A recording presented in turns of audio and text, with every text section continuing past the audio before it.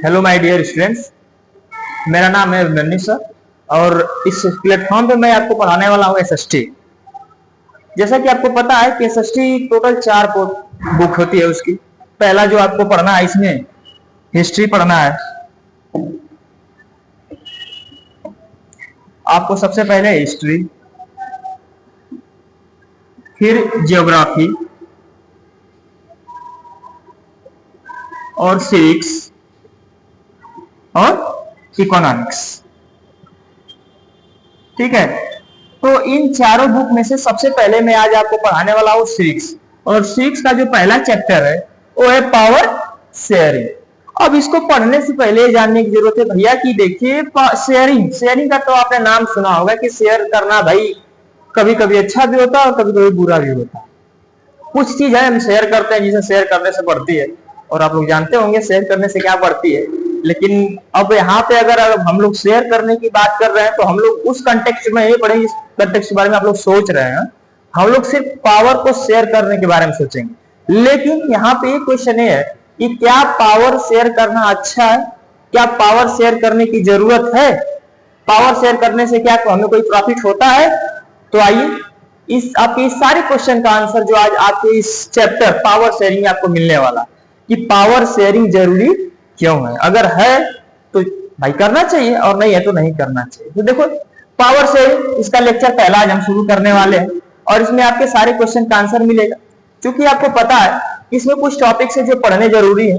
ठीक है, जैसा कि आपको पता है कि लेक्चर फर्स्ट है पावर शेयरिंग का, तो इसमें जो चीजें होंगी देखिए कि मैं आपको बताता हूं। तो इसमें सबसे पहले जो टॉपिक्स हमें पढ़ने हैं क्या है, पहला हम लोग पढ़ेंगे पावर शेयरिंग कंटेक्स्ट बेल्जियम और श्रीलंका के कंटेक्स्ट में। इसमें दो देश लेंगे, दो कंट्री लेंगे और हम देखेंगे कि क्या पावर शेयर करना दोनों कंट्री के कंटेक्स्ट में अच्छा था या बुरा था, उसका इम्पैक्ट क्या हुआ। इसके बाद मेजर ट्रेनियज पढ़ेंगे इन श्रीलंका की मेजोरिटी के बारे में पढ़ेंगे कि श्रीलंका में ये मेजोरिटी चीजें है क्या। इसके बाद एकोमोडेशन पढ़ेंगे बेल्जियम के बारे में, यानी कि बेल्जियम के अंदर अगर इतनी सिटी थी, डाइवर्सिटी थी, तो उसने अपने यहाँ के जो सारी चीजें इथनिसिटी, कॉम्प्लेक्सिबिलिटी, जो सारी चीजें थी उसको उसने एकोमोडेट कैसे किया, उसने एक एग्जांपल कैसे सेट किया। इसके बाद पढ़ेंगे कि क्या पावर शेयरिंग डिजायरेबल है, पावर शेयरिंग डिजायरेबल है या नहीं, क्यों डिजायरेबल है, इसके बारे में पढ़ेंगे। और लास्ट में पढ़ेंगे form of the power sharing, यानी कि पावर शेयरिंग के कौन कौन से फॉर्म होते हैं। ठीक है, तो चलिए शुरू करते हैं इसको। ठीक है, पढ़ना।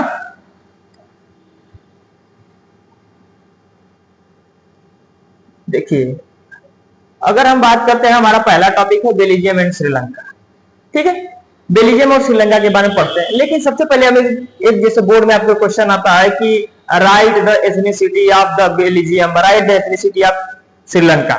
ठीक है, ये सारे क्वेश्चन आपके बोर्ड में आते रहते हैं। तो आज आप जो क्वेश्चन मैं आपको बताया ना कि right the ethnicity of Belgium है श्रीलंका, तो हम लोग सबसे पहले बेल्जियम की एथनिसिटी के बारे में पढ़ने वाले हैं। तो बेल्जियम क्या चीज है, उसकी एथनिसिटी कैसे थी। तो देखिए Belgium is a smaller country in Europe, European एक कॉन्टिनेंट है, उस कॉन्टिनेंट का एक छोटा सा देश था कौन, बेल्जियम।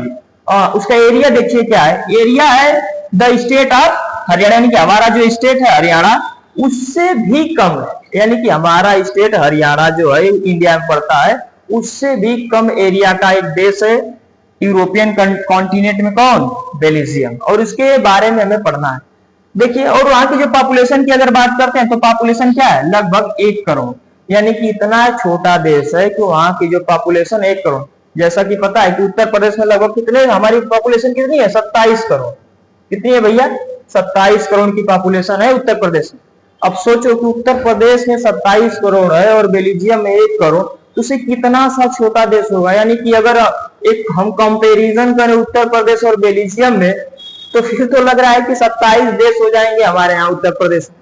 तो बेल्जियम तो बहुत छोटा है और वहां की एथनिसिटी के बारे में हम पढ़ रहे हैं, मतलब उसने कुछ अच्छा किया होगा अपने एथनिसिटी को लेकर के, डाइवर्सिटी को लेकर के, तभी तो हम पढ़ रहे हैं, बिल्कुल पढ़ रहे हैं। देखिए वहां की स्थिति ये थी कि जो वहां की कंट्री है उसमें 59% जो थे क्या, वो कौन सी लैंग्वेज बोलने वाले थे, डच लैंग्वेज बोलते थे। यानी कि 59% जो पॉपुलेशन थी वहां की कौन सी लैंग्वेज बोलती थी, डच, ये डचीज थी।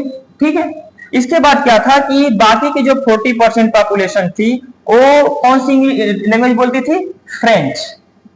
वहां की जो बाकी अदर मतलब जिसे होता है ना कि अपने देश में अभी देख रहे होंगे आप कि हिंदी को लेकर के मराठी, इंग्लिश, अपने देश में भी ऐसे कॉन्फ्लिक्ट होते रहते हैं।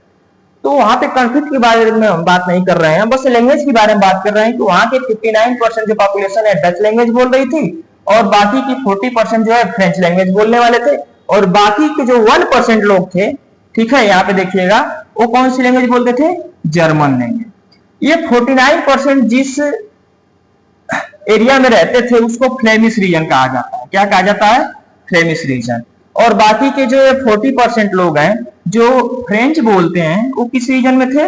वैलोनिया रीजन। इंपॉर्टेंट क्वेश्चन से यहाँ से दो निकल के आते हैं, ऑप्शनल में पूछा जाता है ये क्वेश्चन आपसे हमेशा कि 49% speak in French live in which region, तो आप बताएंगे कि फ्लेमिश। वही सेम क्वेश्चन रिपीट करेगा लेकिन पूछ देगा क्या? फ्रेंच, कि किस रीजन में रहते थे, तो आप बताएंगे वैलोनिया रीजन। ठीक है, अब ये वैलोनिया क्या है, फ्लेमिश क्या है, अभी एक्सप्लेन करता हूं आपको। ठीक है, in the capital city of Brussels, लेकिन देखिए भैया ये तो देश में था, कंट्री में था, जैसा कि आपको मैं बताऊं, देखिए इधर,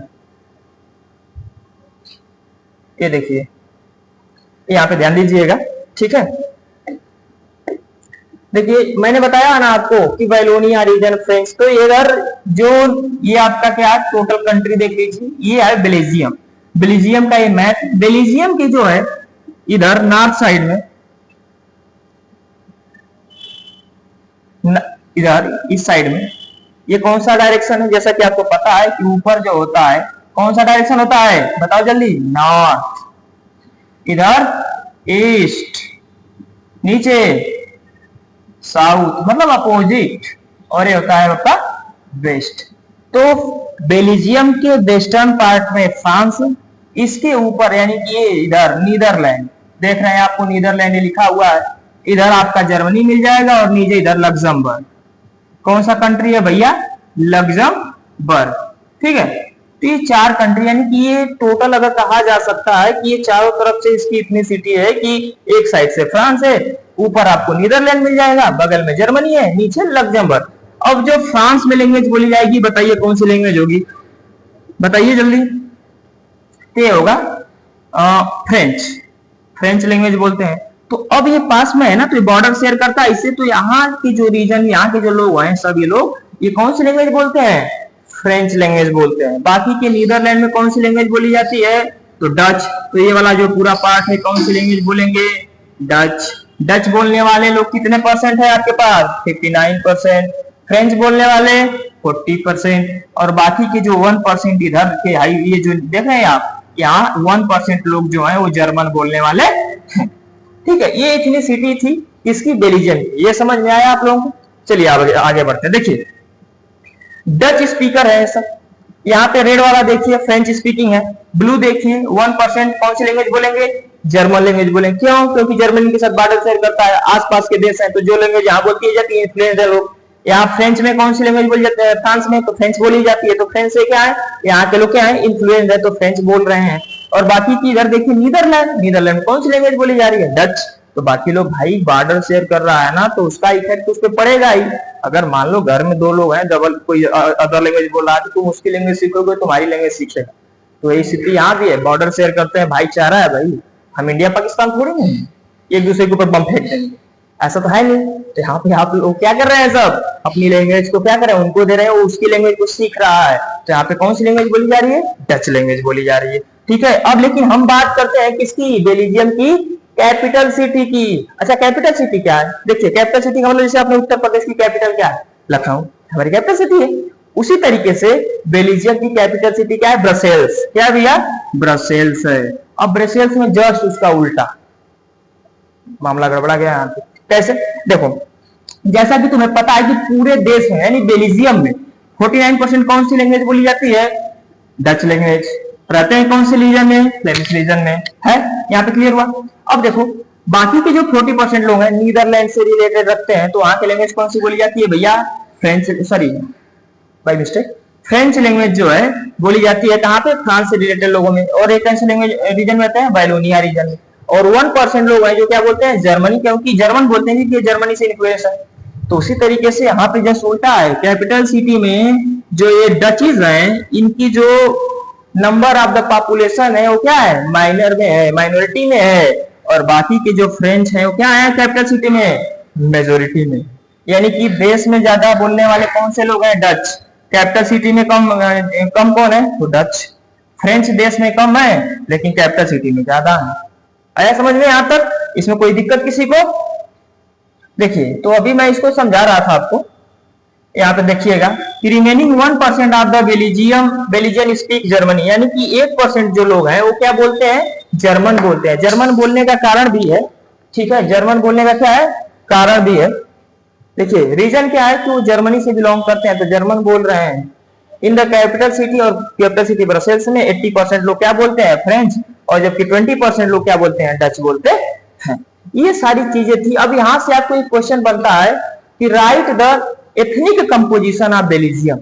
अगर आपको क्वेश्चन बोर्ड में मिलता है तो आप इसी को लिखें, इसके अलावा आपको कुछ लिखना नहीं। और समझ लीजिए कि इससे रिलेटेड क्वेश्चन हमेशा आपको देखने को मिल जाएंगे बोर्ड के पेपर में। ये आज हमने आपको पढ़ाया बेल्जियम के एथनिसिटी के बारे में। अगला लेक्चर जो आपको कल होगा उसके बारे में हम बात करेंगे श्रीलंका के एथनिसिटी के बारे में, जो कि बहुत ही इंपॉर्टेंट है। ठीक है, तो धन्यवाद, मिलते हैं कल।